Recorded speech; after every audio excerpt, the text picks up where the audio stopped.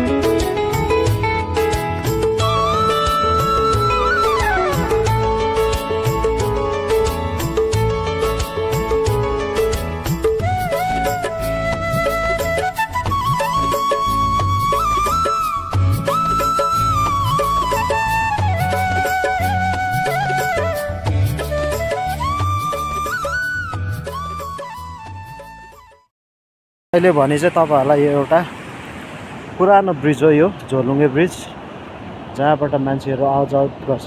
सेप्पीदेखि सिरीखोला माथि बीचगाउँ जोडिने पुल पहिला यही मात्रै थियो, एउटा साधन थियो। यो यहाँ चाहिँ गाडीहरू कुद्दैन थियो, त्यही भएर चाहिँ अहिले चाहिँ यतापट्टि नयाँ ब्रिज बनाइदिनु भएको छ।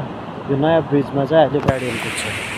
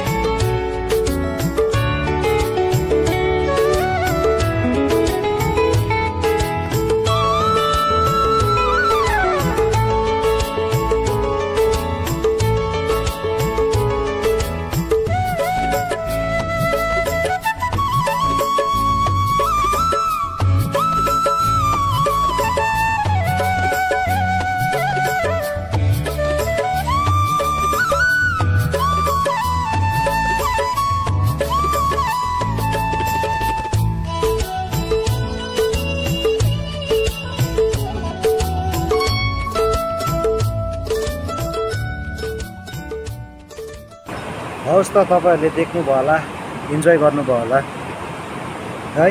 मन परे लाइक, शेयर अनि कमेन्ट है त। अब घरतिर लाग्यो।